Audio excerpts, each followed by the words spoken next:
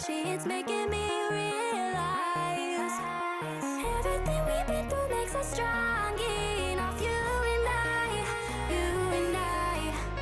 everything we've been through makes us strong enough. You and I, you and I.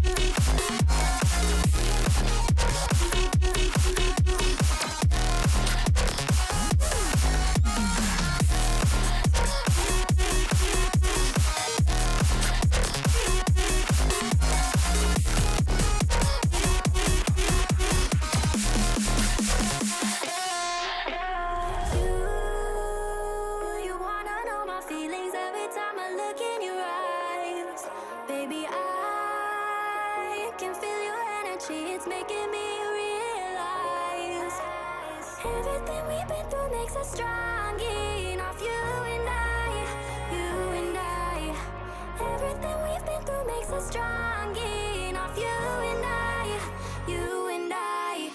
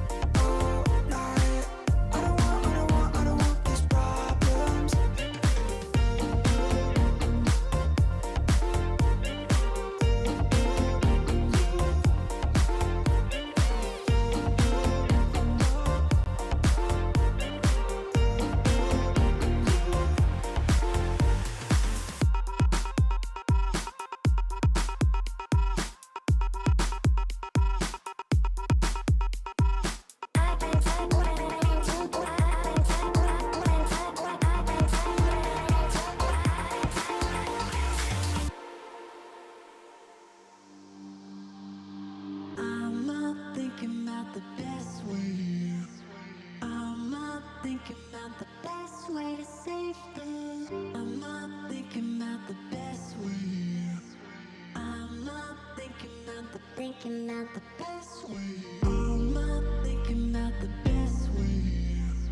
I'm not thinking about the best way to save them. I'm not thinking about the best way. I'm not thinking about the best way.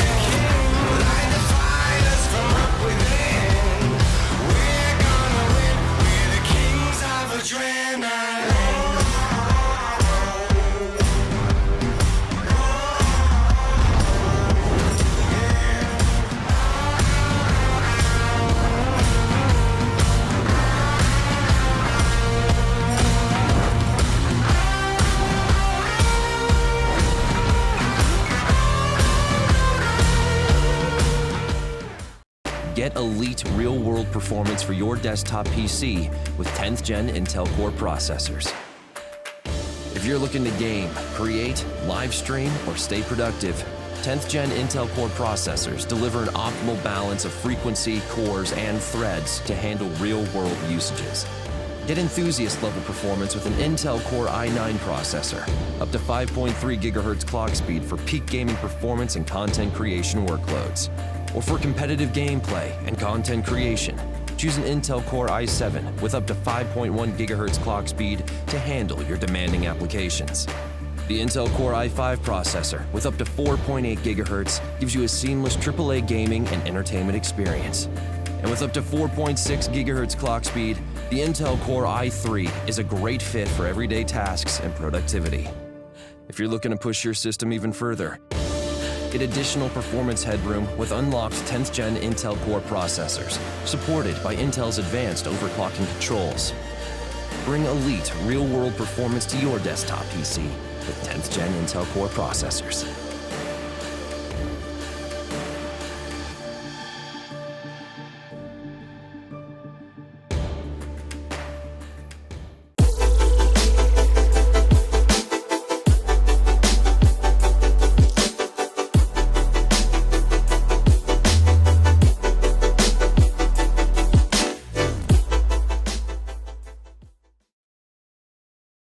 Welcome, ladies and gentlemen, back to the very first playday of the playoffs. My name is the Russian Cthulhu. Unfortunately, tonight I will not be joined by our wonderful Pi. Unfortunately, the internet issues are still plaguing her place, so I will be the one to run you through tonight's matches, which is still going to be a very exciting day for the sheer fact of a few quite interesting storylines lining up for this very season. But before we get into all of that, a quick message from our wonderful sponsors over at ZQ Racing. We have the MVP chair to give away as well. That is the V6 Racer Gaming Chair Purple that will be given away to one of our top performing players that will be decided and voted on at the end of the broadcast for the grand final, so stay tuned to that. But honestly, quite excited for all this to see who will be the one to win it out, who will be the one to claim it. But team list.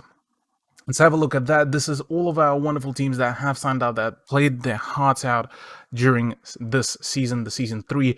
Kings Women, 71st, Barry's Bees, Shadownet, Nocturnal, Musketeers, Elevate. Huge and phenomenal thank you to all of those teams for participating, for showing us some great Siege action as well. And for a few really close games and a few close storylines forming during that as well. But without further ado, let's have a look also as well at the prize pool that the top 4 teams will be battling it out. So currently the total prize pool is $3,000. First place will be getting themselves a nice $1,500. Second place, $1,000, and third place is $500. So the team that does get eliminated tonight and tomorrow could possibly be, left without any prize money. So they will need to play as hard as they can to get themselves up in the top 3 position. Because now that they've made their way into the top 4, into the playoffs, this is where they need to perform. Now, talking about the top 4, 71st, Nocturnal, Shadownet, and Elevate made it into the playoffs bracket, and Shadownet probably one of the biggest teams that were quite impressive to me on their performance. They were able to pull off an upset against a team like Nocturnal, nearly did some really cool things against Elevate, but unfortunately Elevate just turned out to be too big of a giant in the competition. As well as that, 71st had a pretty spectacular performance overall, had a few very confident games, whereas unfortunately for Barry's Bees, Kings Women, and Musketeers, it wasn't a successful season this time.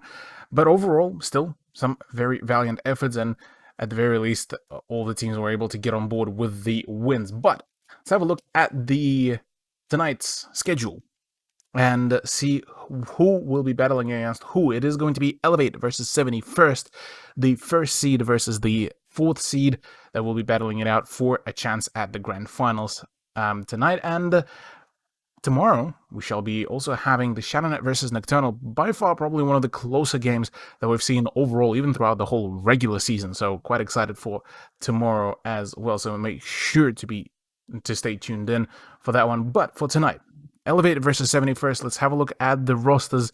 We've seen all of those names quite frequently already. Cortari, Chloe, Blue, Lola, Butter, Chaotic Babe, and Hanny, as well as their team coach, have done some astonishing job there for themselves. They were able to pull off a flawless season yet again.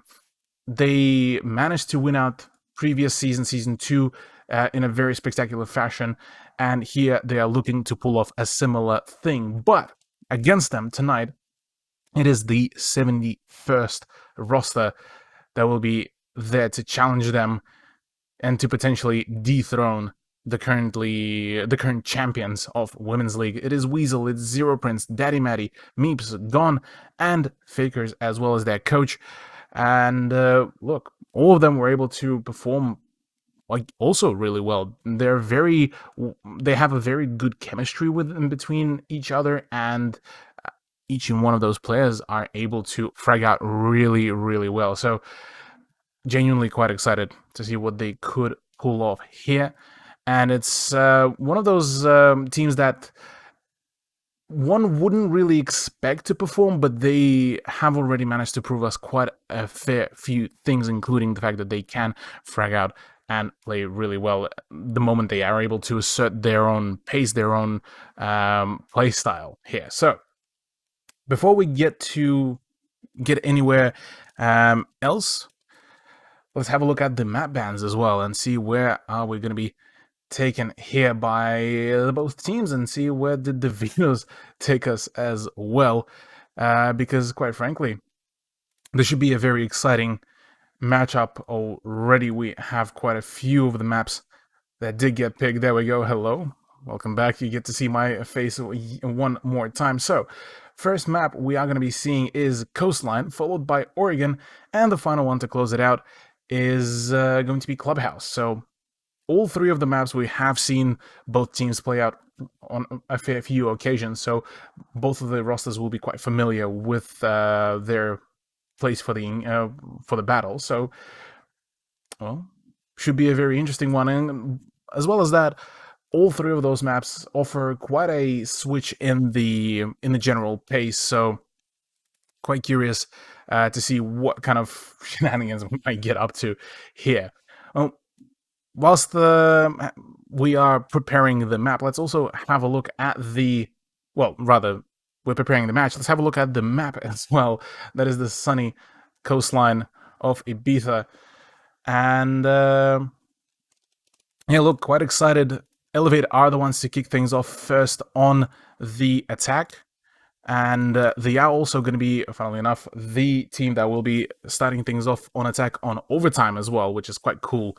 So we'll have to see what can they pull off here. But let's have a look what will be the ban phase, though, because the bans are definitely going to be dictating quite the pace here as well. Usually we are prepared to see something like a Jackal ban, a Thatcher ban, Mira, maybe Valkyrie at this point as well, because Valkyrie on Coastline is a very powerful operator to be seen. So Thatcher to be banned out first by 71st, it's not as well, nothing too amusing just yet, just given the fact how powerful he still is, even in the current meta. Even with the fact that Zero, I believe, has not yet been released out of the quarantine, but the moment he will be a very interesting operator that should change up the meta quite substantially. But up next is Jackal, yet again a very predictable operator. Will not be seeing any action, so therefore the roam game and Coastline should be relatively safe, although DKB and Lion are still in the game.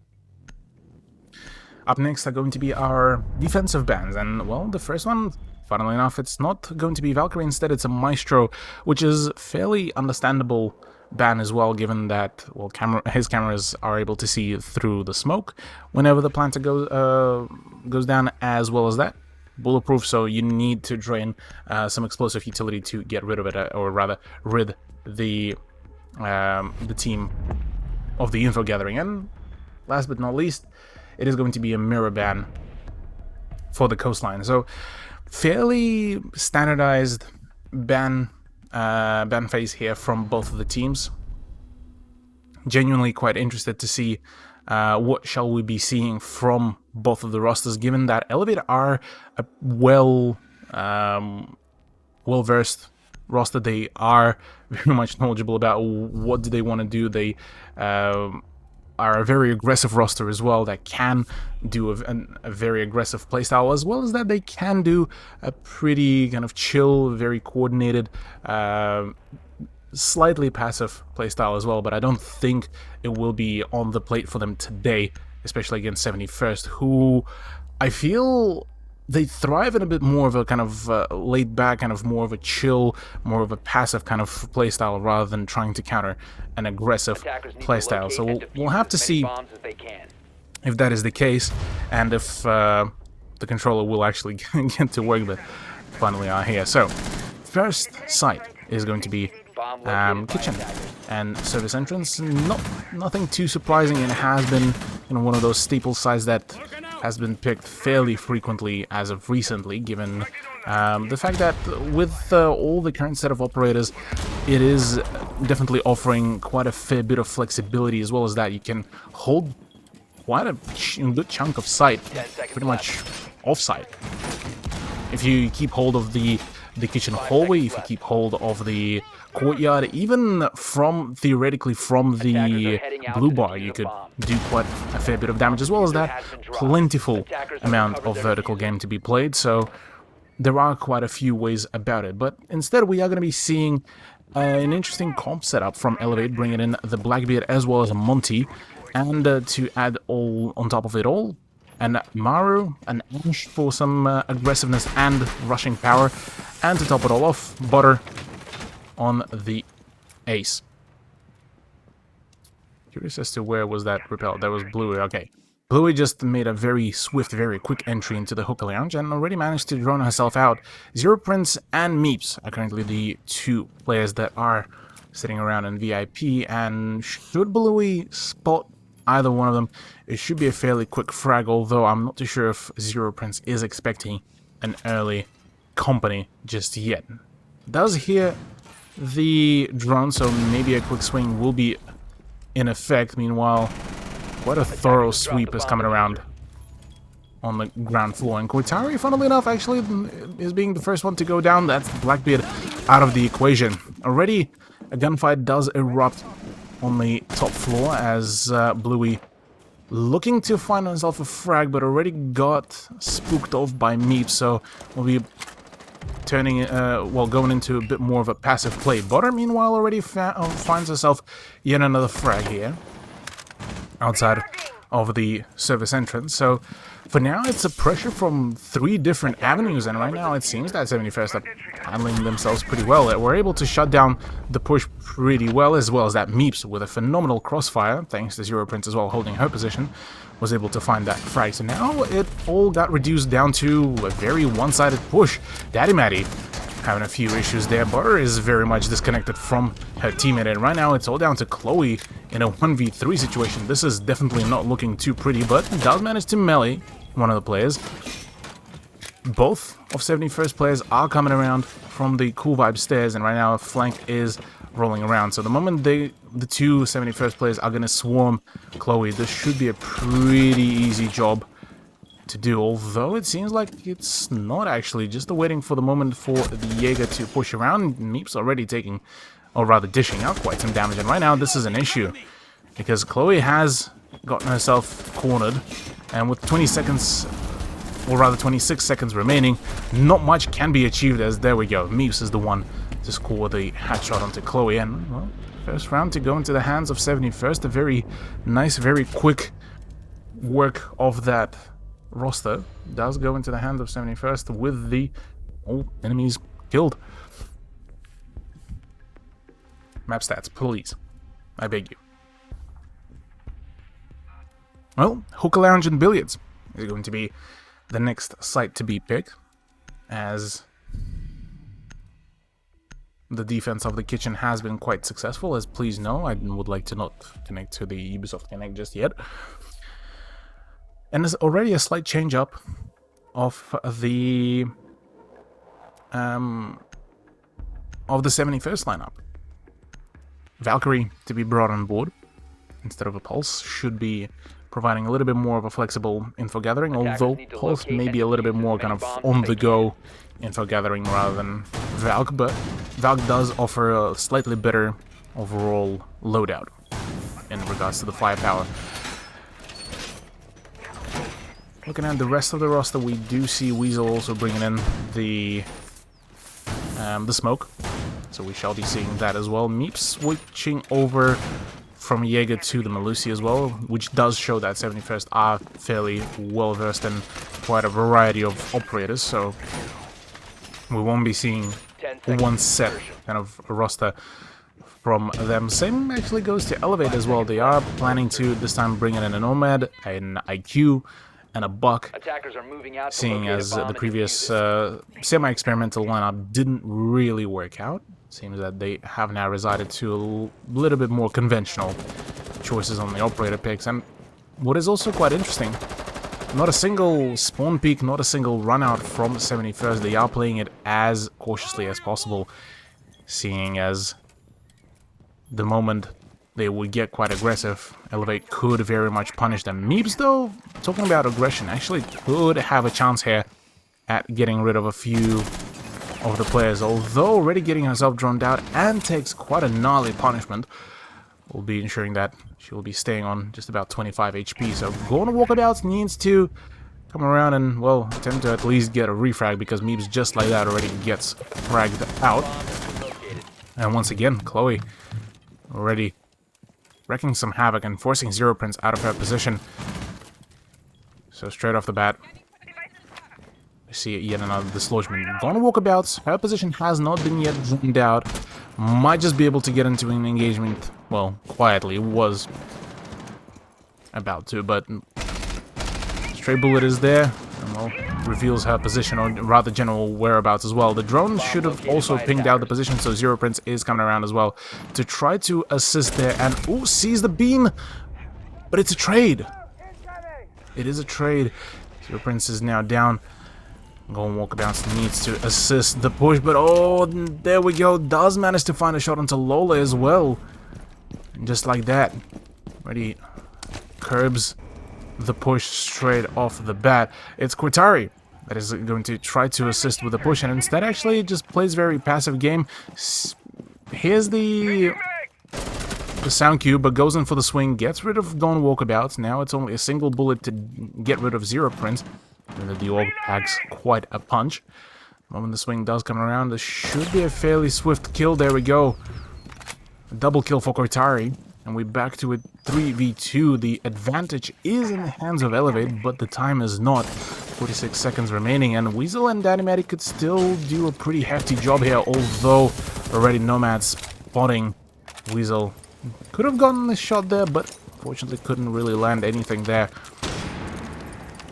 Flashbangs coming in, which needs to happen sometime very soon, as already Butter trying to hold her position, or rather try to find a few frags before going in, but it's Qatari instead that is going in for the push. Another punch in the window, and there we go, straight away sprays out the toes of Daddy Matty, and that's a quad kill for Qatari.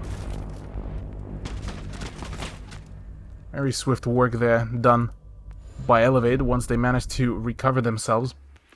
Pretty much were able to take full control of the pace. Round number 3 is going to be coming around. Hookah Lounge will be a retry from 71st, as it seems that they are quite confident on the fact that they might just be able to win out this round, or rather this site. And there is a possibility. They've done a pretty excellent job at shutting down the push that Elevate tried to muster up during round 1, and if they are able to shut it down the similar way, get those crossfires going, assist each other during the roam, this could be a very powerful round for them to take off Elevate, because in their last engagement, 71st only was able to take a single round from Elevate, so at this point, really, they do take one more round at the very least. They already break their their record previously against Elevate, so we'll have to see if that is going to be the case here. Looking at the lineup, nothing really changed much. Same lineup for 71st, at least for this very site, whereas for Elevate, we are still seeing some more experimentation. The Ashe has been swapped over onto Zofia, as well as that Cortari is going to be bringing in the Blackbeard yet again, even though BB didn't really work out that well for her previously, so we'll see if the Navy SEALs operator will work out here. 3-player spawn at the ruins should ensure few good opening sightlines. I am though quite curious about that investment of Blackbeard, though I feel like that is more so going to be an end game, or rather late game, pick for Elevate. Ready a crouch walk, entry into the building. No contest whatsoever from Sunrise Bar, which is quite unusual, but it certainly looks like 71st definitely know their craft here, as apparently Going Walkabouts is about to get quite a handful of the gunfights, because Cortari is quite prepared with that SR-25, and Lola should already get quite some information. Butter, meanwhile, with the help of Chloe as well, able to get rid of Meeps, and that is one of the roamers out of the equation. Now Going Walkabouts is left all alone on the ground floor, and will definitely need to wreak some havoc if she wants to even have a chance to delay the push. Meanwhile, Zero Prince was able to actually get vertical and get rid of Butter, so that is a huge trade-off here, and could have nearly caught wind of Chloe, but Chloe was able to, quite surprisingly enough, run away from that engagement.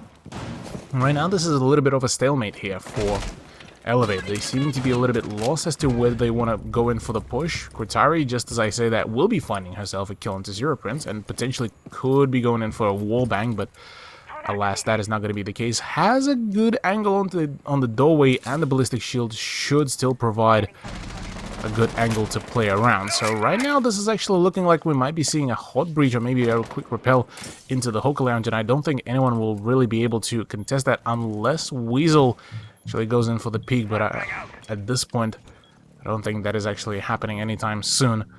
Instead, we are seeing a push at the aquarium, with some pressure being put by Cortari, but with 44 seconds, some action needs to happen.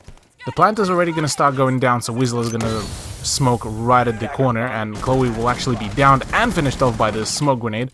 So this is a huge pick-off here, and right now with Going Walkabouts already starting to apply some more pressure, this is an issue here for Elevate in their attempt at finding control. Finally, that's the Valkyrie out of the equation, so Bluey will have at least an easier side to go in for the push, but Cortari is having a few issues. Of 15 seconds remaining, Weasel gets it down. Bluey needs to go in for the push, and Lola needs to already start assisting because she's very far away from her teammate, but Bluey instead decides to go in for the swing, and just like that, gets a win. Another round, another win.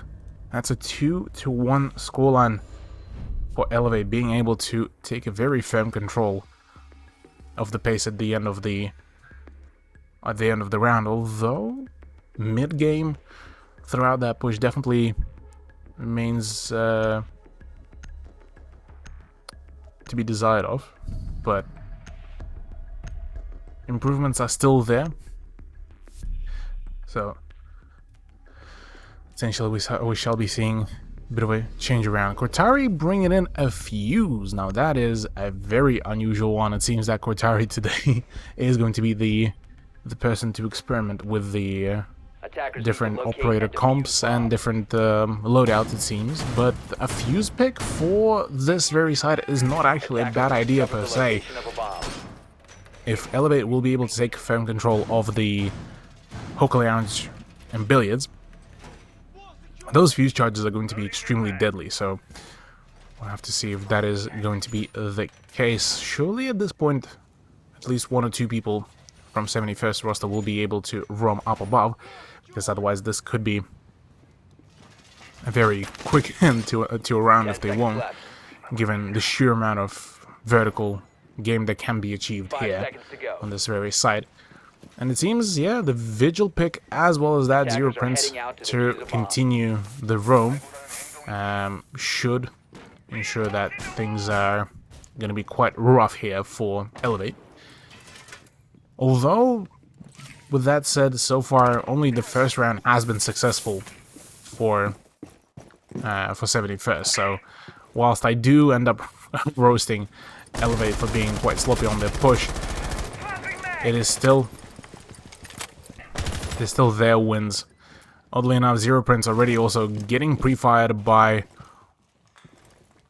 the IQ's G8. We lost quite a substantial amount of her health pool, and right now finds herself in a very odd situation, because right now she's being pre-fired from the rooftop, as well as that from the open double door, and being drowned out. So this is quite an issue here for Zero Prince, as she's barely on any HP, and fantastic pincer maneuver from 3 different angles will be seeing her out of the equation.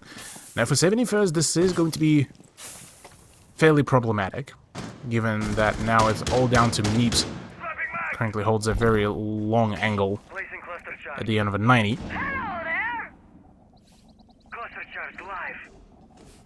Well, already we can hear the fuse hockey pucks starting to go out, but Cortari completely unrelenting, being able to shut things down, and we'll just continue placing down those cluster charges.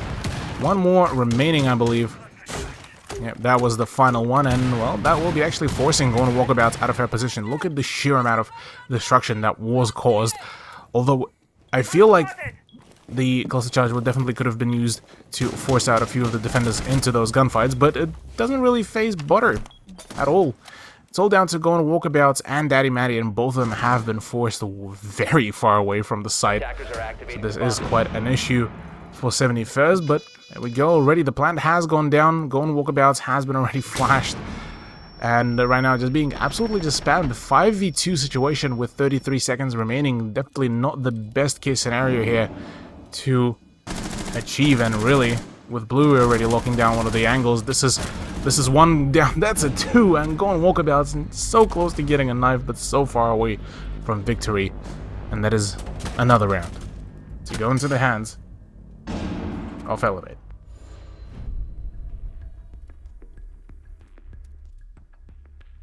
Well,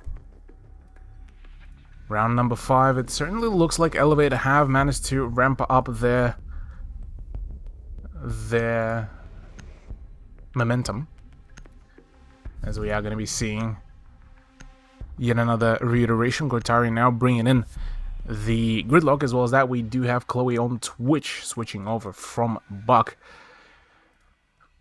although that is a bait. So 6th pick straight on to Ash, so we are going to be seeing a much more aggressive round here to come out from Elevate, whereas 71st have all of the utility to really slow down that aggression. So we'll have to see if that is going to be the case, but Kitchen and Service entrance should prove to be a pretty good site to defend. That is, if they will be able to hold out all of the potential pressure points that Elevate might be looking at here.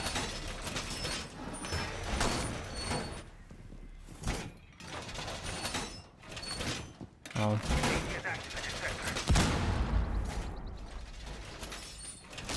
looking at the scoreline so far for Elevate, Cortari being the big performer here, followed by Butter and Bluey. 5 seconds remaining. Certainly looking pretty solid here. Attackers are Chloe heading and out to Lola defuse the definitely still are yet to wake up, but when your team has such phenomenal fraggers, who would blame them for taking a little bit of a chill pill there? Quick peek through the drone hole should provide a few sidelines, but neither will be achieved, as Golden Walkabouts had a similar idea, but opts out of really going in for the peak there. So we'll be staying in relative safety there. Cortari is the one to actually try to contest, but funnily enough, oh no, the Goyo shield completely being left unprotected by the ADS, and well, very quickly burns down Weasel as well. Ironically, it is the explosives that were the end of the Wamai, the person who should be pretty much the one getting rid of all the projectiles and all of the explosives. Rather than, it seems that the man had to worry a little bit more about the grenades now. Meanwhile, it's still a solo, actually, pardon me, a duo hold up at the VIP and the penthouse, but neither of these positions will be seeing any kind of action, as a matter of fact. Funnily enough, Lola is just going to be playing a very passive angle, as it seems that we are going to be seeing a very kind of straightforward push through the kitchen doorway, with Chloe potentially going in and spearheading the push, as already the first frag onto Wamai was a very impactful one, and with Butter already also looking to shut down a few sightlines. Ooh, could have actually found a shot there onto the Legion, but instead just decides to take both of them. The plan starts going down, and the two roamers now are forced to, well, try to retake the site yet again. This is quite a huge issue, and oh, with Butter already getting a triple kill for herself, this is not looking too pretty for 71st. Definitely quite a challenge, and well, quite a tall order as well. Round number 5, won out by Elevate, and really seems that the current reigning champions are not planning to take any hostages here, and would probably look into getting themselves yet another swift win here as well. Final round of the first half on Coastline. We'll be seeing us return back to the service entrance and kitchen, as Elevate will be bringing in a, yet again, changed up roster. Chloe to bring in a Nook, but that is a bait yet again. We are bringing in the Monty once again, but this time way less aggression, or rather unconventional aggression in face of, say, Amaru, like Blackbeard. The only oddity here is going to be that Blackbeard, or not Blackbeard, that Monty. Whereas on the side of 71st, slight change up with Weasel bringing in the Doc. Seemingly for the sheer gunfight and ability to heal himself and the teammates back up. So curious if that is going to be the case here, or rather how long can Doc actually stay alive here in the current situation, because it seems the moment all of the drones start piling in, is just there's no stop to the whole onslaught that we're seeing here from Elevate. Both of the impact grenades have also been used up by Zero Prince, so now she has been pretty much reduced down to her, just to her loadout and her guns, with all 3 of the Banshee devices also being placed around. Nothing to really to worry about. Oddly enough, Elevate will actually be seemingly opting into very upfront kind of push through the service entrance, and spotting out Meeps, I believe. Chloe just trying to get rid of the ADS. The nerfed Jaeger device is definitely hurting the way how passive can the defense be played, but good beginning from Gone Walkabouts. Will be finding herself a kill onto Border out of all the operators, and that is a huge one, given that that is the only hard breacher, although it's not as of an impactful one utility-wise. Oh, Cortari could have, I believe, found the shot onto Meeps, but instead we are going to be seeing more so of a very kind of a game of chicken, per se, between Cortari and Weasel, but simple peek through the drone hole will be ensuring Lola a frag. We're back to a 4 versus 4. I think two grand, as Lola makes quick work of the breaching charges, and right now with minute and 30, this is definitely looking like a much more aggressive turnout, as well. Cortari finds yet another frag through the wall, and already with smoke gone down, some communication is being sorted out here, as already the plant is starting to go down. A swing by Zero Prince should be able to find himself maybe a frag or 2, but Seems that neither of that will happen, and instead, well, it is a post-plan situation. 4v3, as it is looking fairly grim here for 71st. Although not everything is lost, Meeps and Daddy Matty, as a matter of fact, do find themselves a kill each. Now it's all down to Lola and Chloe to try to prevent the plan to go down. Lola landing a phenomenal shot there, absolutely sensational. Another one from Meeps. But right now, two isolated 1v1s. Definitely now Chloe is in a much more comfortable position. Meeps needing to rotate around and will not have any time remaining. A phenomenal play there by Chloe, and well, that just like that. Whilst the kill is there for Meeps, no defuse, and Elevate do score themselves their 5th point. Elevate definitely setting quite some dominance. The bomb has been defused, so just like that, it is a 5-1 scoreline. And now we are going to be seeing Elevate to go on defense here with 71st on attack. Now, main issue here is going to be that for 71st, at least in the previous experiences, they have had a few issues with themselves finding a good footing in their attack phase. So if they are going to be trying to get themselves on board, that should have been really done during the defense side, but alas, that is not the case. That is not the case here, so we shall be seeing... Well, I say that is not the case. We're still here to see that. Being a little bit of a dum-dum myself here. Either way, the push is soon to commence, but the way how I see right now, it is definitely going to be a very dire situation for 71st. As much as 10 seconds remaining.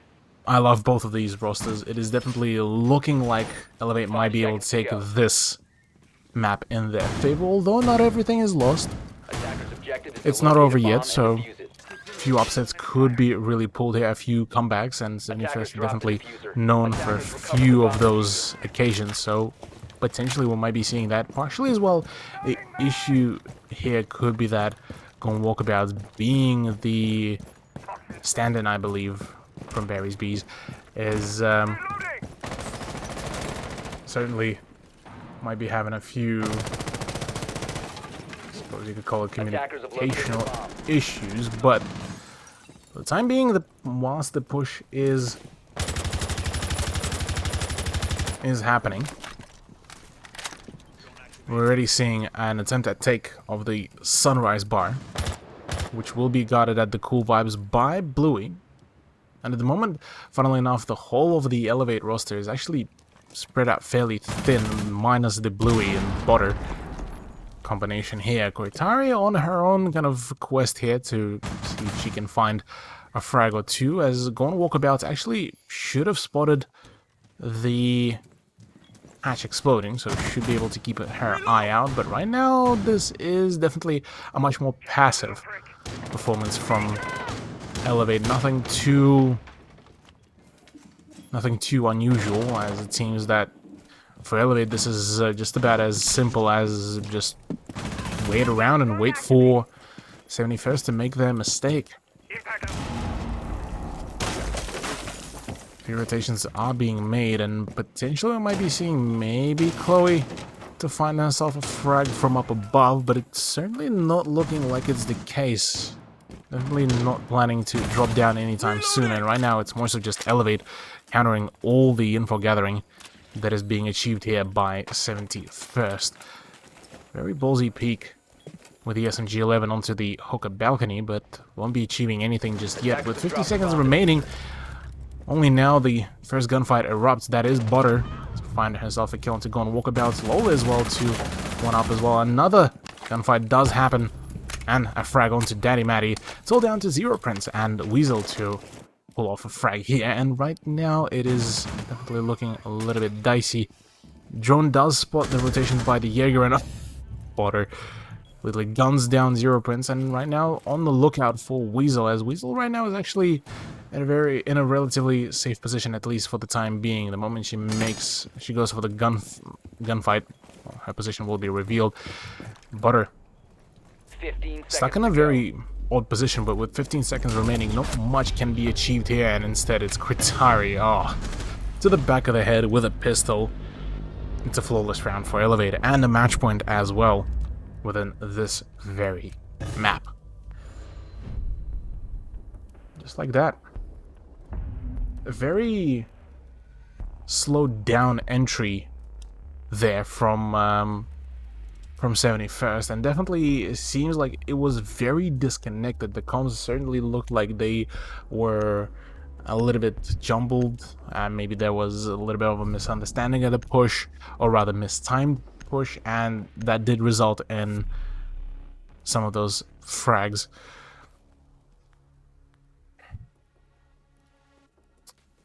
Echo still, I believe, unfortunately banned. Kitchen though is going to be picked here, and service entrance, and potentially the final round before we make a switch to what I believe is going to be Oregon as our second map. Attackers have located a bomb. And straight off the bat, a very interesting pick yet again is the Frostpick. Frostpick being a little bit more of a quote-unquote meme pick, although definitely a whole lot more workable nowadays, given that Frost has received the ITA-12S, so definitely does allow her a little bit more flexibility now that she doesn't have to really choose between either an SMG or a shotgun. 5 seconds remaining. And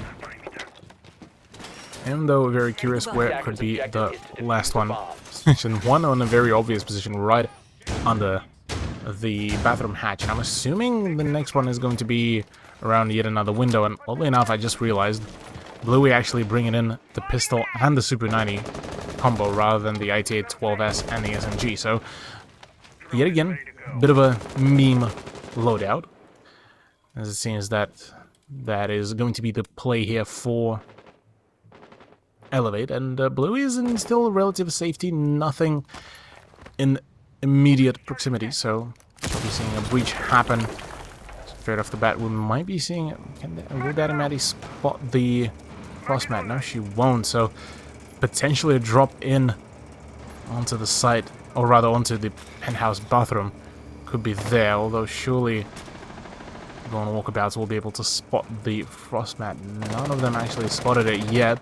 This could be quite an issue. There's the drop down, and straight off the bat right into the frostmat. Still yet to be picked up, but it seems that actually Elevate won't be emphasizing off that. Walkabouts will continue to keep on bleeding out, but no, it's a pre-fire from down below. Oh no, and that is already 2 players bleeding out over there.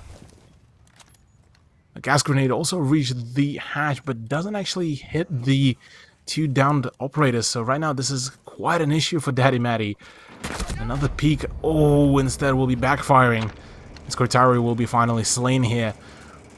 One more person to potentially peek in, but no, instead we shall be seeing a very safe pickup here. The main issue here is going to be the moment that gas grenade comes around, this could be an issue. 2 players of 71st on 20 HP, meaning moment a single burst from SMG-11 or maybe just a single shot will be pretty much their end. Possibly another gas grenade could have been used here, but it seems that we shall not be seeing that. Instead, plenty more of the breaching to be done, as right now, oh, that shotgun could have been absolutely deadly there. The sheer destructive force that could have been achieved. Oh, a pistol being whipped out, very cheeky from Bluey, as Lola instead finds herself a frag. Another one could have been possibly achieved by going walkabout, as in a similar fashion as she did to Chloe, but in a 3v2 situation, this is not looking too pretty. Daddy Maddie is the only one that is the only operator that is healthy, and there we go. Bluey with a swing with the shotgun, able to very swiftly get rid of Gone Walkabouts, and it's all down to Daddy Maddie. to try to clutch it out. Does not see that Frost and could have actually been able to find a frag there. Lola also goes in for a very cheeky peek, but instead just whips out the pistol. It's a headshot. It's a win. It's a GG, I believe. There we go. A 7-1 victory on Coastline with no remorse whatsoever. 7-1. And it's Kotari to be the MVP here. Good half. Well played.